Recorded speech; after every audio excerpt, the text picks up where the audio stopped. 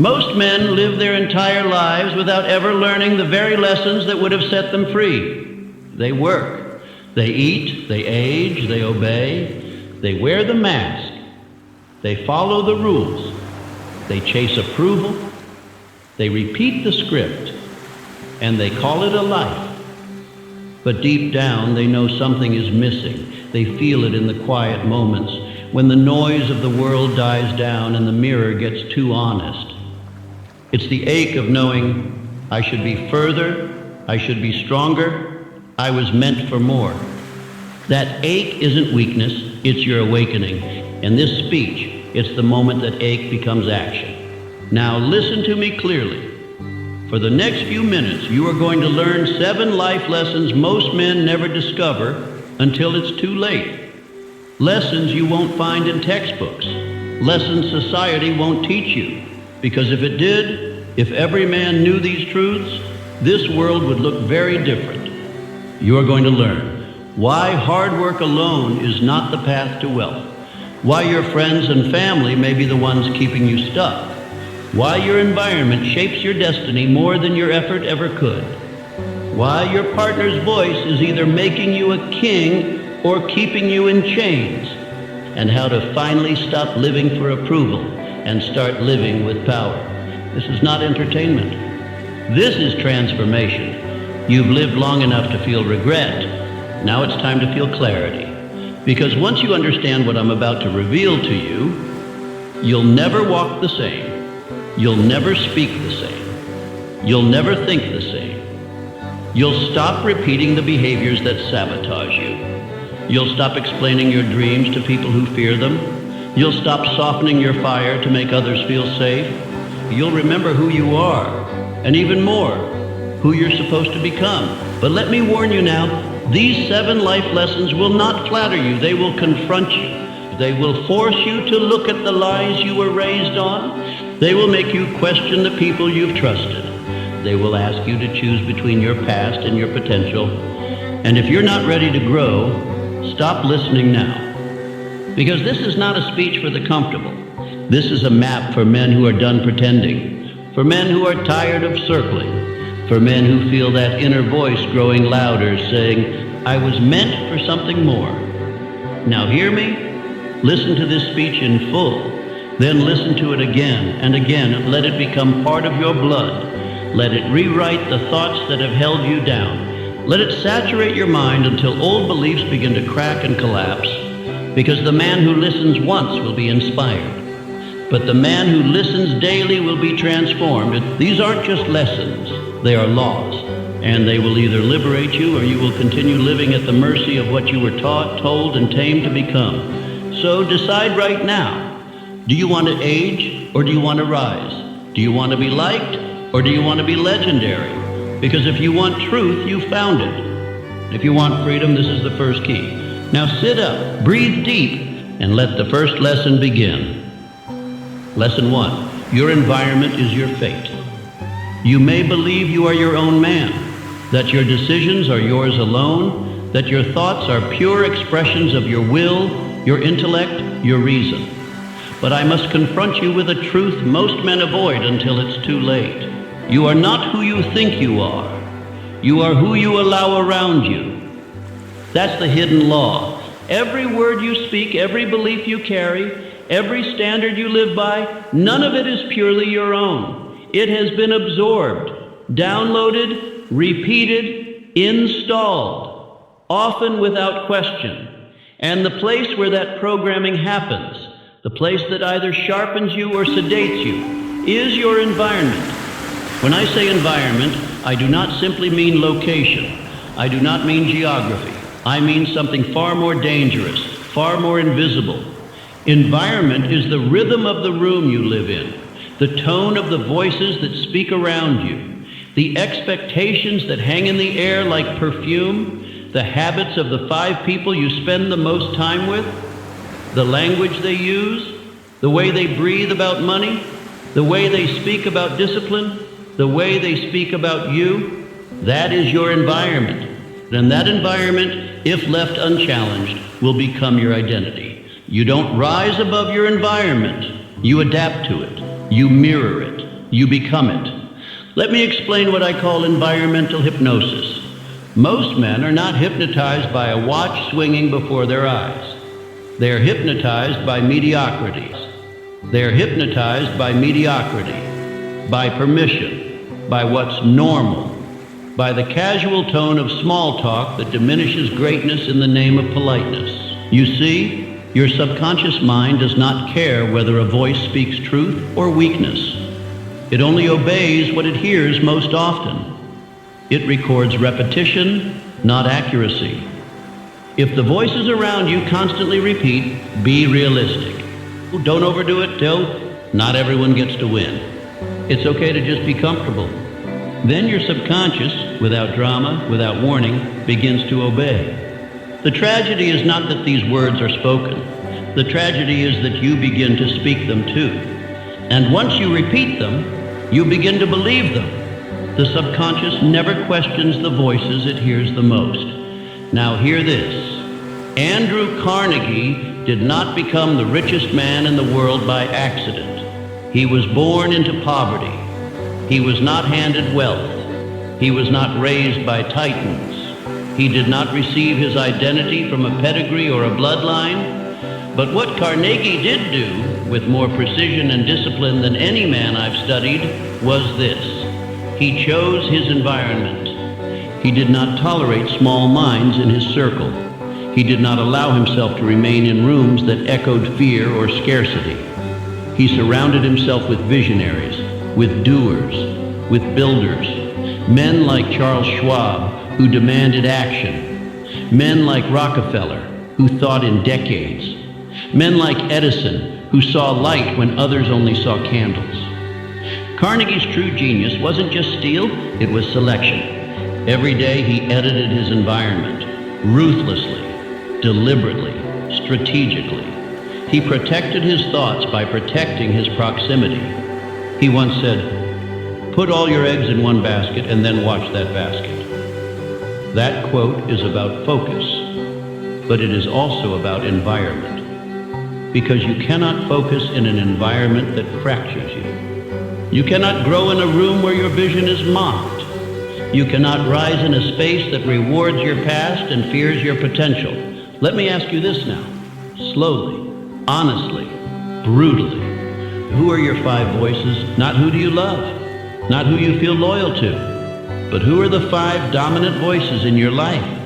The ones who shape your beliefs, reinforce your behavior, and reflect back to you your sense of what's possible. Who shapes your language? Who shapes your urgency? Who shapes your focus? And let me ask you something more dangerous. If you removed those 5 voices, would your life begin to accelerate or collapse? Because here is the truth. Your 5 voices are either pulling you toward your future or keeping you hostage to your past. And most men never ask this. They go decades with the same voices in their ears, the same tone, the same advice, the same be careful whispers, the same take it slow encouragements. They call it love. They call it support. But in truth, it is hypnosis. They are lulled to sleep by this. They are lulled to sleep by those who fear their awakening. There is a reason the most successful men in history guarded their environment like kings guard a throne room. It was not arrogance, it was strategy, because they understood something you must understand now. Greatness is fragile in the wrong environment. It doesn't matter how strong your idea is, if the room is wrong, it will die. It doesn't matter how bold your dream is. If the people around you mock it, it will fade. You cannot incubate fire in a bucket of cold water. Now I want you to conduct an audit today. Not next week, not later tonight. Now write down the 5 people you speak to most often, whether in person, in messages, in thought. Ask yourself, do they sharpen me? Do they confront my delay? Do they celebrate my fire or extinguish it? Do they force me to rise or allow me to rest? And once you know the answer, act on it. You do not owe access to anyone who does not honor your future. You do not owe emotional loyalty to people who reinforce your old self. You do not owe presence to those who resent your progress. This is the cost of transformation. You must edit your environment until it reflects your evolution. Now hear this warning. Most men stay small not because they lack talent, but because they never leave the room where they are no longer growing. They keep attending the same gatherings. They keep tolerating the same tone. They keep laughing at the same mediocrity. They stay in the same digital group chat that talks about everything except progress. And every time they do, their fire dims just a little more. They don't even notice it. Until one day they wake up and the flame is gone. I have seen brilliant men with uncommon minds, fire in their voice, purpose in their stride, become soft, become lost, become quiet, all because they failed to defend their environment. And I've seen average men, quiet, unsure, slow to start, transform into giants once they stepped into rooms that demanded more of them. Your environment is your fate. It is the soil in which your mind is planted. And if the soil is weak, toxic, or dry, your mind cannot bear fruit. You do not grow by willpower alone. You grow by placing yourself in an environment that leaves you no other option. And so I leave you with this. You are not simply choosing people. You are choosing your future. You are choosing the tone of your thoughts. You are choosing the rhythm of your routine. You are choosing the shape of your self-image. Every room you walk into, every voice you tolerate, every tone you accept is a vote for the man you are becoming. And that vote is cast daily, so cast it with clarity. Cast it with courage, and cast it with this affirmation, spoken aloud until it becomes law in your spirit. My environment reflects my evolution. I only allow what sharpens me. I do not explain my fire to those who fear the heat. Now say it again, and begin the audit, because until you change the room you live in, you will never rise beyond the man you used to be. Lesson 2, hard work is not enough. You have been lied to since you were a boy, lied to by schools, parents, mentors, and even by society itself. They all told you work hard and you will succeed. But now you are older, now you have seen enough, and somewhere inside you've begun to suspect the truth. Hard work alone is not the answer. Millions of men wake up before dawn, give their strength to the grind, sweat into the night, and still die broke, unfulfilled, and invisible to the world. They gave their lives to labor, and life gave them nothing in return but fatigue. Not because they lacked discipline, but because they lacked leverage. The world does not reward effort. It rewards effectiveness. It does not crown the man who suffers. It crowns the man who builds. And while the masses still worship hard work like a golden calf, the wise know this secret. It is better to think for 1 hour than to work for 100. Now let that settle in your mind, because it may offend the part of you that takes pride in struggle, the part of you that finds identity in exhaustion. But I am not here to flatter your pain. I am here to free you from it, and you cannot be free while still believing that suffering is success. The truth is, most men work harder the more they fall behind. Their answer to every setback is try harder. And so they grind deeper into the wrong strategy. They double their hours, not realizing they are digging a deeper hole. Like a man rowing harder in the wrong direction, they praise their effort while cursing their results. This is the myth of hard work. Let's respect effort. I do not mock the man who toils, but I do pity the man who labors without leverage, because that man is not working. He is bleeding. And the worst part, he believes he is winning simply because he is tired. But results do not respond to your pain. They respond to your precision. They respond to systems. They respond to leverage. And unless you understand how to wield these forces, you will spend your life in the arena, but never win a single match. Let us now speak of a man who mastered this truth, Henry Ford.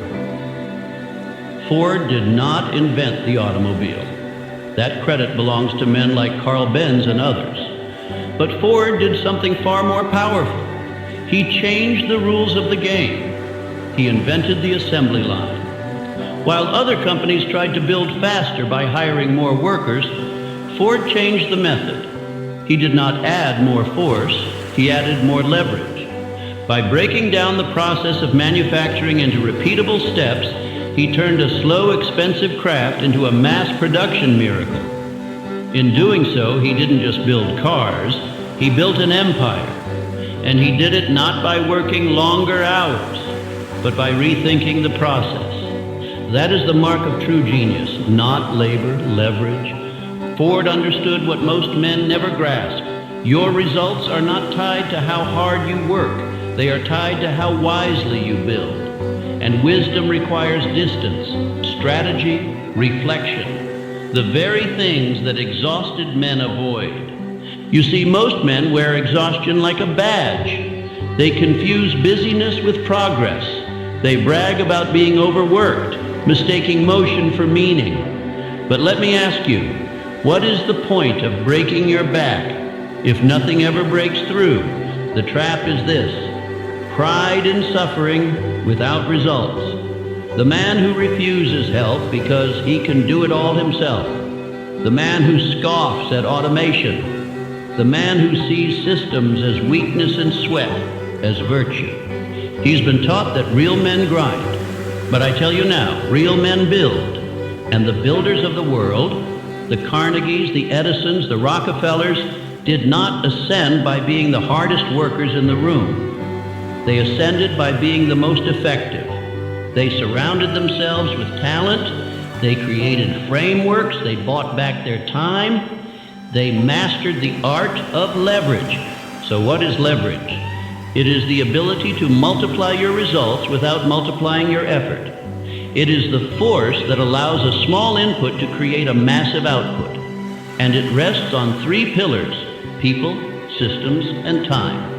Let me show you each one. One, people. Most men try to do everything alone, out of pride, out of fear, out of ignorance. But no empire was ever built by one man with a shovel. You must collaborate, delegate, and connect with others who complement your strengths. Look at Carnegie. He openly admitted, "I owe everything I achieved to the knowledge I gathered from other men." He didn't try to be a genius at everything. He became a conductor, surrounded by men who played their instruments with mastery. That is why he rose. Ask yourself now, who is helping me build? And if the answer is no one, then your ladder is made of straw. Second, systems. A system is simply a repeatable structure that produces a predictable result. It can be as simple as a morning routine or as complex as an enterprise workflow. But without systems, you will drown in chaos. The man who reinvents his day from scratch every morning is not free. He is fragile. He is one crisis away from collapse. But the man who has systems, who knows where his energy goes, who automates decisions, who schedules his priorities instead of prioritizing his schedule, that man is undistractable. He is dangerous. Ford's assembly line was a system. Carnegie's network of steel plants ran on systems. Edison's labs were organized with military precision. These men were not chained to their work. They were freed by their systems. Third, time. This is the most misunderstood lever of all. Every man has 24 hours, but not every man uses them the same way. Some men sell an hour for $20, others build something that earns while they sleep. Time is not something to manage, it is something to multiply. You do that by creating things that scale: products, assets, media, content, code, relationships. You must ask yourself, am I spending time or am I investing it? Because the man who only spends time will always be broke, but the man who invests time into leveraged activities becomes free. Now understand, you can't activate these levers until you step back, until you pause the grind long enough to think. And that is why I began this lesson with the quote, "It is better to think for 1 hour than to work for 100. Because thinking is rare, strategic thinking is sacred. And men who do it regularly, men who carve out time to reflect, to build systems, to form alliances, those men rise. Not because they work harder, but because they work smarter. So now I challenge you. Look at your life. Not just your career, but your routine, your habits, your inputs. Where are you working hard but gaining little? Where are you laboring but never leveraging? Where are you stuck in pride instead of building power? And more importantly, where are you afraid to let go? Where are you rejecting help, structure, or feedback because you think suffering is more noble than building? These questions will sting. They will humble you, but they will also liberate you. Because once you see the truth that hard work without leverage is just spiritual poverty, you begin to seek something higher. You begin to value results over repetition. You begin to think like a builder and not just a worker. Let me leave you with this thought. The world is filled with hard-working men who never lived the life they dreamed of, not because they didn't try, but because they never learned how to build leverage. And you, my friend, are standing at the crossroads. One path leads to exhaustion, the other leads to power. Choose wisely, and never again mistake fatigue for fulfillment. Lesson 3, not everyone deserves access. There comes a moment in every man's life when he must confront a quiet but devastating truth. Some of the people he loves the most are the very ones who are holding him back, not through hatred, not through sabotage, but through access, silent access, constant access, unexamined access. And make no mistake, access is power. Who you allow into your daily life, into your thoughts, your energy, your schedule, your vision, will determine your future more than your talent ever could. And yet most men guard their passwords more carefully than they guard their attention. They would never give a stranger the keys to their home, but they allow voices to live rent-free in their subconscious, shaping every decision, dampening every ambition, softening every edge. Let me say this with no apology. You can love someone deeply and still limit their access, because love is not the same as proximity. Love is not the same as priority. Love is not the same as authority over your life. And if you confuse the two, if you believe that to love someone is to keep them close, you will sabotage your own evolution. Because here is what no one tells you. You will outgrow people who once felt like home. And if you cling to them out of guilt, you will decorate your cage with familiar faces. But it will still be a cage. I have seen more destinies destroyed by emotional loyalty than by failure. And it often begins with a subtle belief. They've been there for me, so I owe them access. You don't. Let me be clear. Gratitude does not require submission. You can thank someone for their role in your past without giving them power over your future. You can honor someone's presence in your life without making them a permanent resident in your mind, because you must understand this now. Who you give consistent access to becomes who you absorb, and who you absorb becomes who you are becoming. You see, every conversation you tolerate, every relationship you refuse to question, every phone call you return out of obligation, these are not harmless acts. These are votes, subconscious votes cast toward a particular identity. And the man who ignores this will wake up one day with a life that no longer resembles his vision, but perfectly mirrors his circle. Let me tell you a story. Theodore Roosevelt was born into privilege but refused to become soft. From the very beginning, he knew that his environment would shape him, so he chose it with violence. He boxed, he hunted, he challenged the assumptions of his upbringing, and when he entered politics, he was ruthless with his focus. Roosevelt did not allow sentimentality to cloud his judgment. He removed weak links from his inner circle. He walked away from those who preferred comfort to clarity. And that is precisely why he rose, not just in title, but in stature, because he understood something most men never dare admit.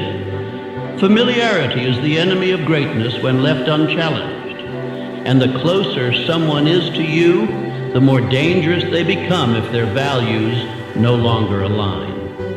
Roosevelt's life was not easy, but it was built with intention. And that is what you must adopt now. Not coldness, not bitterness, but intention. A ruthless clarity about who belongs inside the walls of your ambition and who does not. Most men will never do this. Why? Because of guilt. Guilt is the quiet assassin of destiny.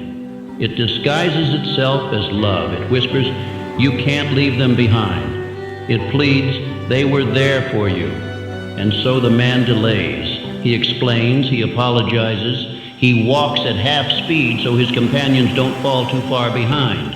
And in doing so, he betrays the man he was becoming. You must understand this. You cannot lead if you are still negotiating your pace. You cannot build a new world while still trying to explain yourself to the old one. And you cannot carry people who were never willing to walk beside you when it mattered.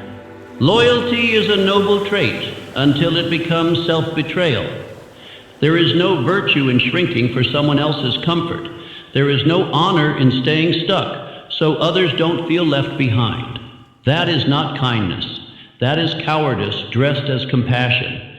And so I ask you now, ruthlessly, honestly, who drains you? Who sharpens you? Not who loves you, not who's known you the longest, not who means well. Who makes you better? Who makes you bolder? Who challenges your excuses? That is your circle. The rest, they are merely memories. Let go of the guilt. Let go of the fantasy. Let go of the idea that you can evolve without making someone else uncomfortable. Growth always makes someone uncomfortable. And sometimes that someone is you. There's a reason you feel heaviness around certain people. A reason your energy drops when you answer their call. A reason you feel the need to explain, to dilute, to defend your new habits, your new beliefs, your new intensity. It's because you know deep down that they don't align anymore. But instead of acting on that knowledge, you suppress it, you justify it. You say, I'm being too harsh, or they're not that bad. And that's how average is inherited. That's how greatness dies silently, in rooms where no one has the courage to walk out. So I urge you now, audit your access points. Who texts you the most? Who has your ear during your low moments? Who influences your vocabulary, your urgency, your dreams? Who questions your standards, or worse, mocks them? These questions are not hypothetical. They are surgical. And if you do not answer them, your environment will answer for you. Because in the absence of intention, access becomes automatic. Here is the truth most never accept. Not everyone can come with you. Some people are chapters, not lifetimes. Some people are lessons, not partners.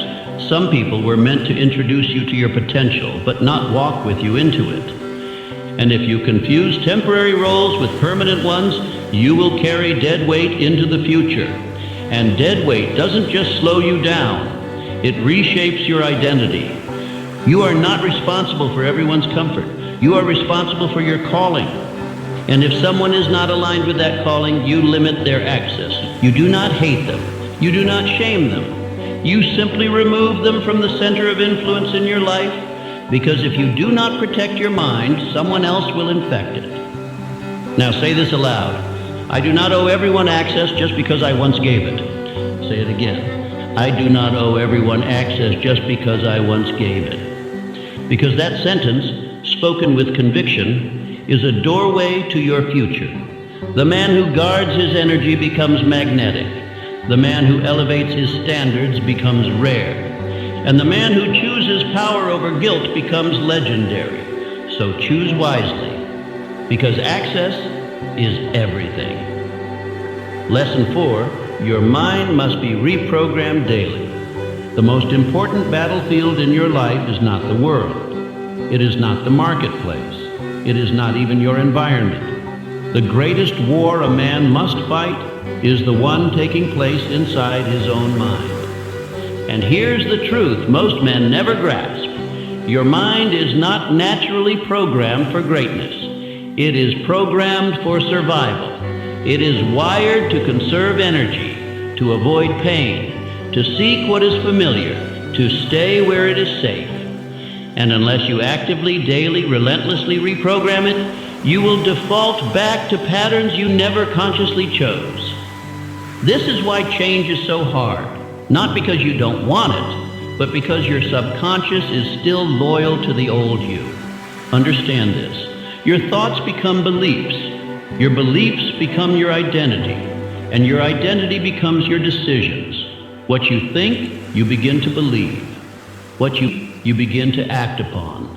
And what you act upon, you begin to become. So if your thoughts are weak, your results will be weak. Even if your goals are strong, that is why this lesson is not optional.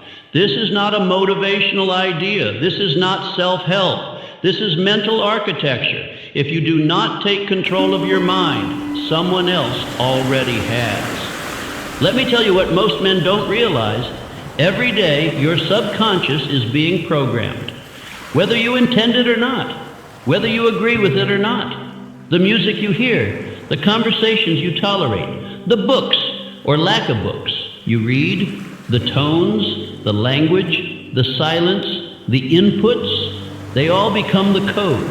And most men, by the time they are 30, are still running the code they inherited at 13.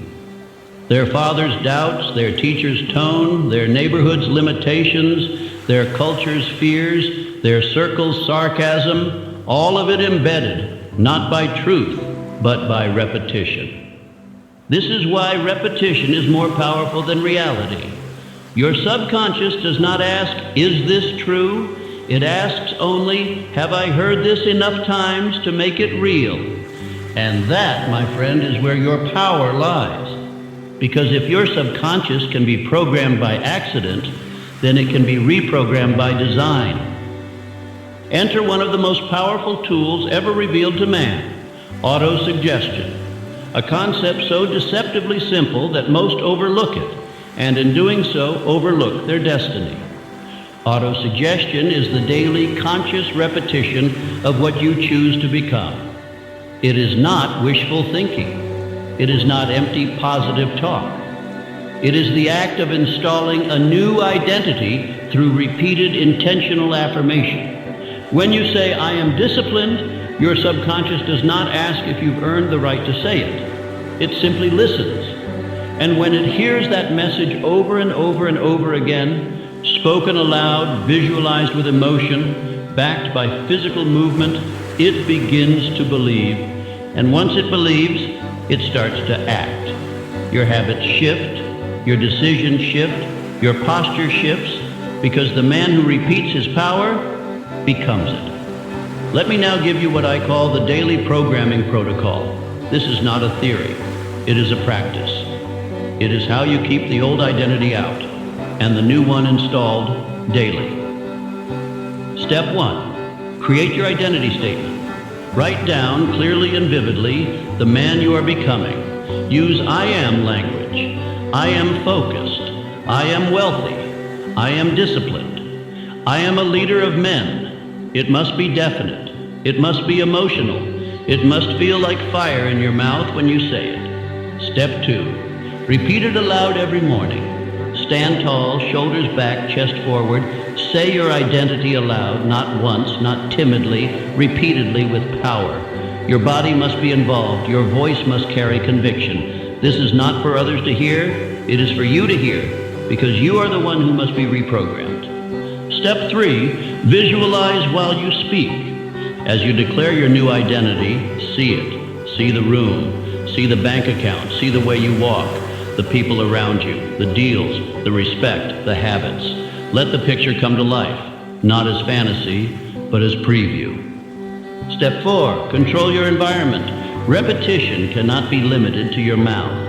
It must exist in your environment. The books you read, the voices you allow, the music, the decor, the pace.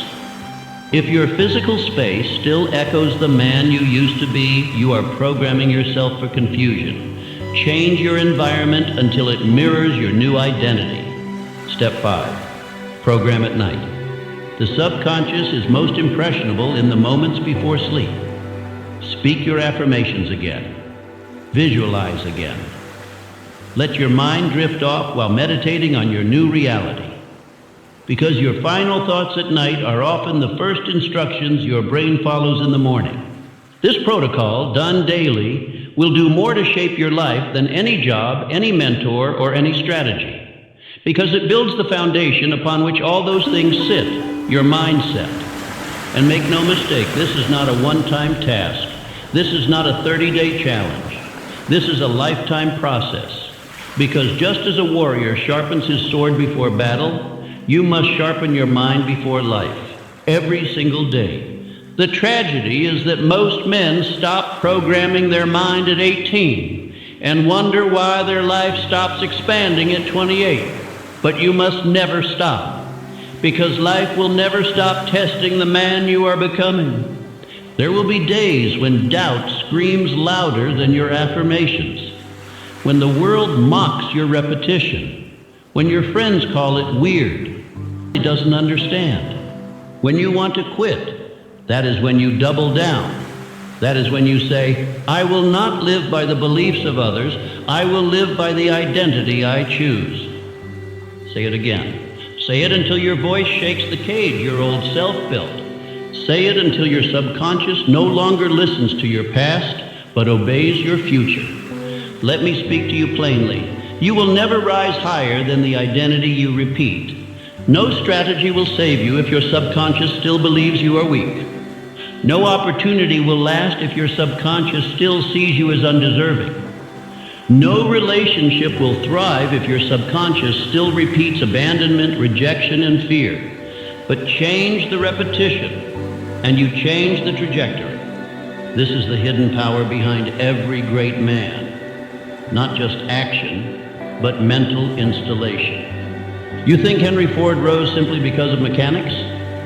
He rose because he refused to speak like a small man. He refused to believe the limits others placed on his vision. He programmed himself through habit and voice and environment to believe he was a builder of worlds, and so he became one. Now ask yourself, what do I say to myself daily? What voices do I absorb unconsciously? What tone do I tolerate? What identity am I installing by default? Because you are becoming someone. You are either programming or being programmed. There is no neutrality. Write this down and speak it aloud, not once, but daily. The man I repeat is the man I become. I speak my future until my mind obeys. I will not let yesterday write tomorrow's script. Because the man who reprograms himself daily becomes unstoppable, and the man who doesn't becomes forgotten. Lesson 5. Pick your partner with extreme caution. No man rises alone, and no man falls alone either. There exists no force more quietly influential and dangerously overlooked than the voice of the person you love. That voice is not like the others. It doesn't shout like your critics. It doesn't compete like your enemies. It whispers softly, daily, consistently, and that is what makes it powerful. Because over time, repetition always becomes reality. And when that voice is filled with doubt, fear, or small thinking, it doesn't just touch your mood, it rewires your mission. You must understand this now and never forget it. If her voice is close, her beliefs are inside you. You see, most men don't fail because they lack discipline or opportunity. They fail because the most consistent influence in their life does not believe in who they are becoming. And when the one you share your soul with doubts your evolution, you begin to second-guess your own identity. This is not about love. It's about access. Love without alignment is not support. It is sabotage in disguise. A woman can build a man into a force or dissolve him into a shadow. Not with force, not with direct opposition, but with soft sabotage. With questions like, are you sure that's smart? Or do you really think that's possible? With little comments, with sighs, with subtle disapproval, with comfort that feels like care, but is actually fear in disguise. Because the truth is this, a partner is either a mirror of your growth or a prison of your past. There is no neutral partner. You are either being pulled forward or anchored backward. And the voice closest to you determines the direction. I've said it before, and I will say it again with fire in my voice. You must choose your partner with the same intensity you choose your purpose. And if you are not as deliberate in your relationships as you are in your goals, then one will cancel the other. Let us consider a man history rarely gives credit to, though his influence was monumental. Charles M. Schwab, the steel titan of Carnegie's empire. Now, Schwab was not just a businessman. He was an architect of systems, a leader of men, a bridge between ideas and execution. But behind every fire he carried, behind every bold decision he made, there was a consistent, steady presence, his wife. She was not a CEO, she was not on the payroll, but she was part of his council. Her voice reminded him of his standard. Her silence held him accountable. She did not shrink when he rose. She did not flinch when he stumbled. She did what only a true partner can do. She reflected the future, not the past. This is the test. Does your partner remind you of who you were or who you are becoming? And you must answer it with brutal, unflinching honesty. Because no matter how much strategy you build, no matter how many affirmations you repeat, if the closest voice in your life plays on the wrong frequency, you will break formation. Here's what most never calculate. Emotional influence compounds more silently than financial debt. You don't feel it in a single conversation. You don't feel it in one disagreement. You feel it over time, through thousands of micro moments where you silence your instinct to keep the peace, through habits you let go of, through disciplines you relax, through passions you bury, just to avoid tension. At first it feels like compromise. Eventually it becomes identity. Now let me give you this test, a way to inspect your relationship with clarity, not emotion. Because emotion will lie to you. It will dress up stagnation as safety. It will wrap up fear in phrases like, "We've been through so much," or, "But she loves me." Love is not the question. The question is this: does she challenge your evolution or cushion your excuses? Ask these questions now. Write them down. Reflect on them in silence. Does she reflect your mission or your memory? Does she speak the language of growth or the language of fear? When you speak of your vision, does she expand it or shrink it? Does her presence pull you into purpose or into pause? Does she light your fire or soothe your doubts? If she were not your partner, would you seek her advice on your highest goal? The answers will be uncomfortable, but they will also be liberating. Understand this, and never forget it. You are either in a relationship that sharpens or softens. You are not too demanding. You are not too intense. You are simply aware that your future cannot be built beside someone who fears it. Many men will live their entire lives dimming their own fire to make someone else comfortable in the room. They will call it loyalty. They will call it commitment. But in truth, it is emotional stagnation, and emotional stagnation becomes spiritual death. Now let me say something few dare to speak. If she cannot grow with you, she cannot go with you. You must stop confusing romance with alignment. Compatibility is not comfort, it is mission resonance. And if her beliefs, habits, and standards are not pushing you forward, then you are simply carrying the emotional weight of her fear and calling it love. You are not obligated to take every person from your past into your future, even the one you once vowed to love, because love without alignment leads to resentment. And a man who resents the woman beside him will eventually resent himself. So what should you do? You test with vision. You share your clarity. You speak your aim. You make it plain. Not once, not vaguely, but clearly, repeatedly, and unapologetically.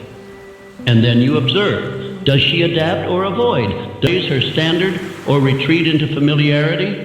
Does she begin to walk with you, or does she drag her heels behind your ambition? You must watch, not wish, because if you ignore the evidence in pursuit of the fantasy, you will marry regret. Now, for those who are not yet partnered, listen closely. Do not choose based on beauty. Do not choose based on history. Do not choose based on pressure. Choose based on alignment. Find the woman whose values echo your own. Find the woman who believes before the evidence. Find the woman who doesn't need to be convinced because she's already convicted. She doesn't tolerate your ambition. She speaks life into it. She doesn't ask, why so intense? She says, let's build. Let this be your new standard. I will not share my heart with a voice that does not protect my future. Say it again. Say it when doubt creeps in. Say it when silence feels safer than confrontation. Because your future cannot afford compromise. And the woman who fears your growth will always try to cage it. Not always with hate, sometimes with love. But even love can become a leash when built on insecurity. Let me offer you this affirmation. Speak it daily. Let it become your filter. The voice closest to me reflects the man I'm becoming. I do not apologize for growing faster than others expect. My relationship is a mastermind, or it is not my relationship. Because this is not about her. This is about you, your mission, your evolution, your legacy. And if you do not guard it, no one will. Choose well, or be chosen by default. Lesson 6, you were not born to be liked. There comes a time in every man's life when he must choose between applause and advancement, between being liked and becoming legendary. And though many will speak of courage and quote the bold and even dream of greatness, few will ever choose the second path. Why? Because it is lonely, because it is uncomfortable, because to truly rise, a man must confront one of the oldest fears known to his soul, the fear of disapproval. From childhood, the programming begins. You are rewarded for compliance, not creativity, for obedience, not originality. You are praised when you make others comfortable and punished when you make them uncomfortable with your truth. And so brick by brick, society builds a prison around your instincts. And you, like most men, decorate the walls. You smile, you comply, you pretend. But there's a fire inside you, one that never fully goes out, a whisper that says, you were not born to be liked, you were born to be remembered. And it haunts you in moments of silence, in seasons of delay, in every meeting where you bite your tongue, in every relationship where you shrink your voice, in every dream you shelve for the sake of being agreeable. Let me speak now with piercing clarity. If you do not confront your addiction to approval, it will kill your destiny. Not with a blow, but with silence. You must understand this. The men who build empires, who shift nations, who bend time to their will, they are not universally liked.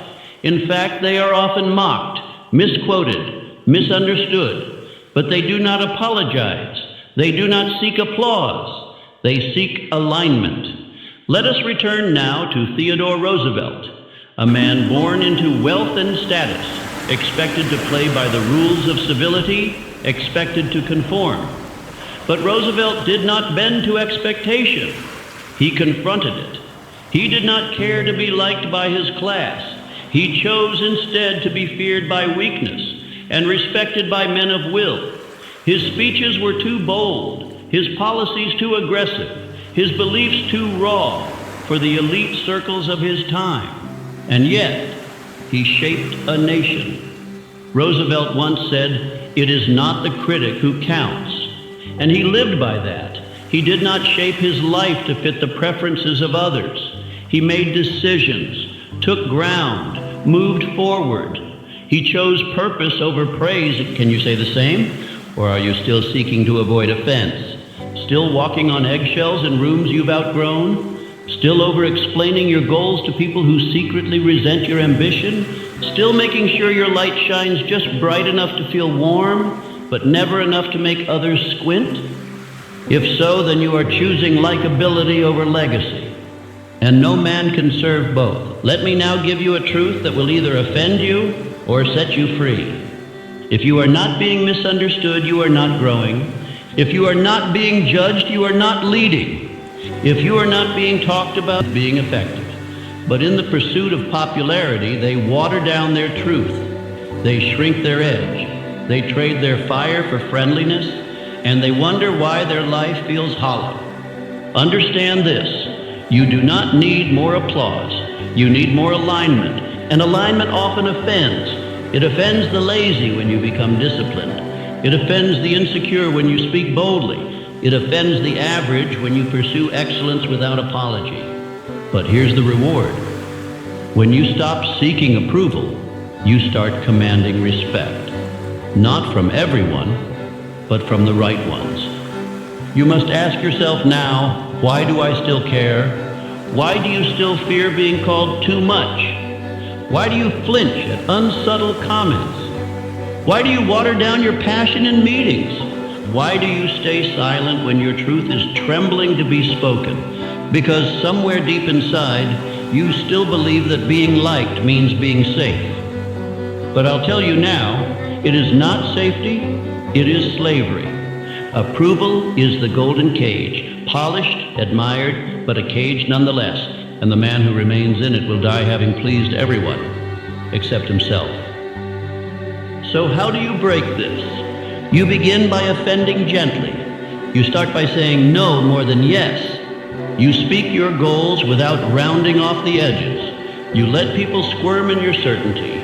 You stop explaining why you are different, and you start living like you were born to be. Yes, people will leave, let them. Yes, you will lose friends, let them go. And yes, some will call you arrogant, intense, selfish, let them. Because they are speaking not about you, but about themselves. They are revealing their discomfort with your freedom, and that is not your burden. Let me say this again. You will offend the small when you choose to rise, and you will be called names, you will be misjudged, but I promise you, none of that will matter when you wake up 10 years from now, having built the life that was burning in your heart. And none of their approval would have mattered if you had died with it, unfulfilled, unseen, unexpressed. The moment you stop being liked is the moment you start becoming powerful. You must learn to navigate rejection without guilt. You must train your spirit to recognize disapproval not as a sign to retreat, but as a signal of progress. Let it be your compass. The man who stands for something will always stand alone first. That's the law. But here's the gift. Once you endure the loneliness, once you hold the line when no one claps, once you speak your truth and survive the silence, the right ones begin to gather. Men of standard, women of fire, circles of belief. They do not need you to shrink. They need you to show up fully, unapologetically. And when you do, your life begins. Let this be your new affirmation. Speak it daily. I was not born to be liked. I was born to lead. Approval is not my food. Truth is. I choose legacy over popularity, purpose over applause. Because you must make the choice, and make it now. The path of greatness is not crowded, not because it's hidden, but because most men are still waiting for permission. Stop waiting. Walk forward, speak with fire, and let the applause die behind you. Because on the other side of disapproval is not danger, it is freedom. Lesson 7. You must live with urgency. There is a myth that has deceived more men than failure ever could. A lie whispered softly into the ear of youth, reinforced by the sluggish movements of the average, preached by those whose clocks are running out. And the lie is this: you have time, time to grow, time to decide, time to change, time to pursue what matters later. But I am here to tell you the truth, and I will not wrap it in comfort. You do not have time. You have only now. And most men are wasting it. Every man you pass today believes, somewhere in the back of his mind, that he has decades to become the man he was meant to be. He thinks there will be more mornings, more chances, more motivation. So he postpones greatness, telling himself that next year, next month, next Monday, he will begin. And while he waits for that perfect moment, life continues without him. He ages, he delays, and slowly, silently, the clock claims what he refused to act on. His potential becomes a ghost that haunts him in the silence. You must understand, time is not your ally. It is not a friend. It does not bend to desire. It does not pause for reflection. It moves forward, with or without your permission. And while the average man hopes time will forgive him, the extraordinary man learns to fear time, not as a threat, but as a sacred fire. That fear sharpens his vision. That fear fuels his urgency. That fear births the clarity that allows him to dominate days others treat as disposable. Let me teach you a new way to live, the one-year mindset. Imagine, truly imagine, that you have 12 months to become who you were born to be. Not in theory, not in ambition, but in execution. In every area, your body, your mission, your circle, your wealth. What would you stop tolerating? What would you finally say? What would you delete from your phone, your schedule, your thoughts? This is not fantasy. This is alignment. The one-year mindset forces you to strip away the excess. It demands precision. It eliminates distraction. Because when a man feels the weight of time, he stops playing. He begins building. He stops convincing. It eliminates distraction. Because when a man feels the weight of time, he stops playing. He begins building. He stops convincing. He begins commanding. Do not wait for a diagnosis or disaster to ignite urgency. Most men wake up only after a tragedy, a lost job, a failed marriage, a doctor's report, and then suddenly they get serious. They begin to change. But the wise man does not wait for pain to give him permission to act. He chooses urgency now. Let me tell you a story. George Eastman, the founder of Kodak, knew this truth well. He built a photography empire before most people knew what a snapshot even was. He made technology accessible. He transformed the way humans remember. And he did it because he lived with fire in his calendar. He believed life was a brief window. He said yes to vision quickly. He moved, he decided, he acted. And even when he faced personal despair, he wrote his goodbye with grace and finality. My work is done. Why wait? Now listen to those words again. Why wait? What are you waiting for? A sign, a guarantee, approval? Let me break that illusion. Waiting is killing your power. Every time you delay a decision, you dilute its impact. Every time you push your purpose to someday, you betray your future. Every time you entertain another hour of smallness, another minute of comfort, another second of delay, you are quietly voting against your own greatness. Urgency is not anxiety. It is not panic. It is clarity with teeth. It is the energy of a man who has seen the clock and made peace with its indifference. It is the posture of someone who understands that each day wasted is a part of his soul he will never reclaim. It is the decision to treat every morning as sacred, not someday, this day. This lesson is not just for your calendar, it is for your entire life. You must apply urgency to your conversations. Say what you mean. Stop hiding behind vague politeness. Speak your truth with fire. The people who matter will understand it. The rest were never on your path. You must apply urgency to your relationships. End the ones that steal your clarity. Pour fire into the ones that align with your future. Stop entertaining comfort when your mission requires force. You must apply urgency to your vision. Write the book. Launch the business. Make the call. Take the risk. Stop circling your calling like a man who fears its power. Walk into it with command. You must apply urgency to your identity. You are not becoming him one day. You must become him now, with how you speak, how you dress, how you walk, how you think. You are not preparing to be great. You are being it today. or you are pretending. And yes, it will be uncomfortable. You will be called obsessive. You will be told to relax. But I ask you, relax for what? For mediocrity? For the approval of those who are already wasting their time? Number, you must choose to live like a man who knows the clock is watching. That is where power begins. Because when you walk with urgency, you walk faster than fear. When you move with speed, you outrun doubt. When you act before hesitation has time to speak, you begin to build a life most only dream of. This is your call to move differently. Not to think about change, but to change. Not to plan forever, but to begin. Stop romanticizing later. Later is not promised. Later is not real. Later is a fantasy crafted by cowards. Today is all you have, and that makes it priceless. Let this be the moment you snap out of drift. Let this be the line in the sand. Let this be the chapter of your life where everything changed, not because of motivation, but because of decision. Say this aloud now. Say it like a vow. I will no longer tolerate delay. I live as if my time is short because it is. I will not die with my greatness still inside me. Let those words echo in your soul, and from this day forward act like they are law. Because greatness does not belong to the most talented.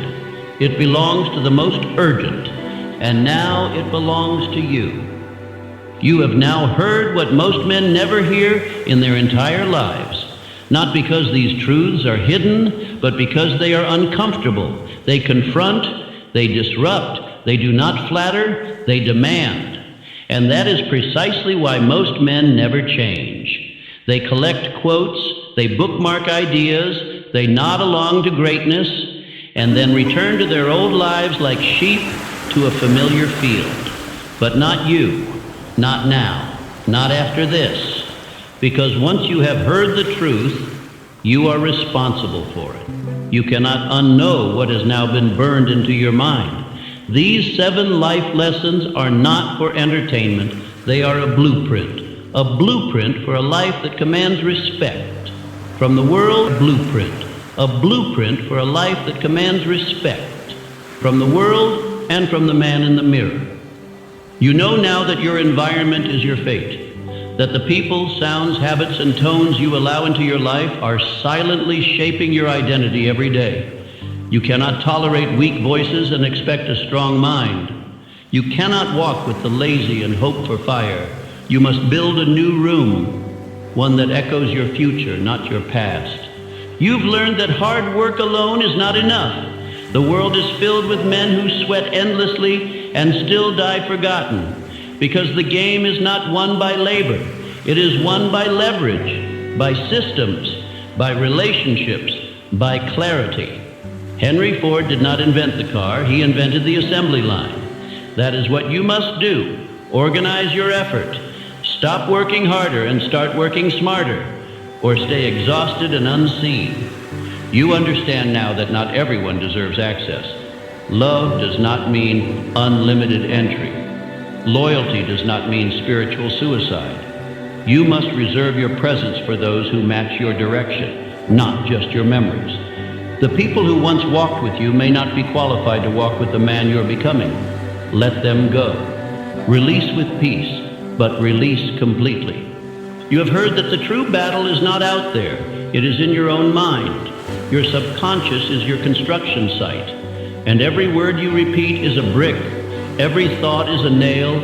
Every affirmation, every visualization, every piece of content you consume is reprogramming who you are. You are not doomed by your past. You are being defined by your daily inputs. Control them, guard them, install greatness, one sentence at a time. You now know that your partner will shape your destiny more than any strategy ever will.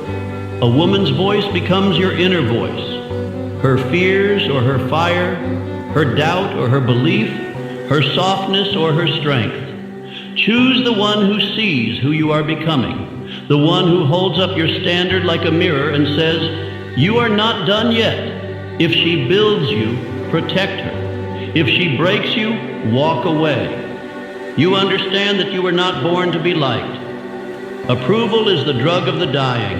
It lulls men into silence, into sameness, into spiritual death. You must accept the burden of being misunderstood. You must walk alone before you walk admired. And if they mock you, let them. You were not born for applause, you were born for command. And now you see clearly, time is not your friend. It is your fire. You do not have decades. You do not have later. You have now.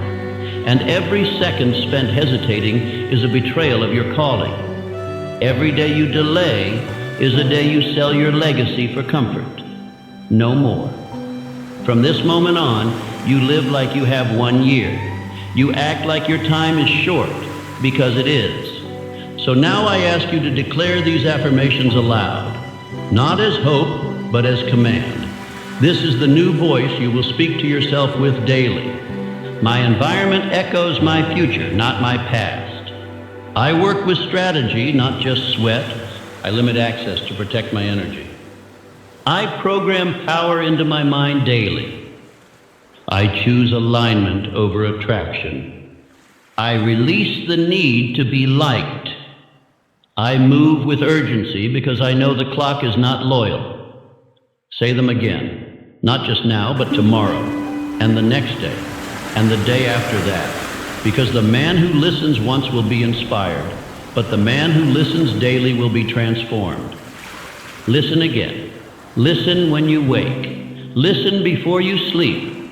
Let this speech replace the noise of the world. Let it drown out the voices that dulled your edge. Let it become your new standard, because what you repeat, you become. And now comes your decision. You will rise or you will remain. You will execute or you will entertain. You will obey the man in your vision or you will return to the man in your memory. The choice is not made in a moment. It is made in the small decisions, the ones no one sees, the morning when you rise on time, the conversation you walk away from, the message you leave unanswered, the gym session you don't skip, the book you read instead of scrolling. These are your votes. Votes for the man you say you want to become. Do not tell me your intentions. Show me your standard. Do not describe your dream. Show me your discipline. Do not fantasize about your future. Burn the bridge. Make the vow. Never look back. Because everything you want, every level, every breakthrough, every ounce of power is already within you. It has always been within you. It was simply buried beneath the noise, buried beneath the comfort, buried beneath the permission you were still waiting for. But now you have permission. Now you have the map. And now you have no excuse. So I leave you with this. You have heard the truth. Now build your life around it. Not someday, now. Not slowly, relentlessly. Not with apology.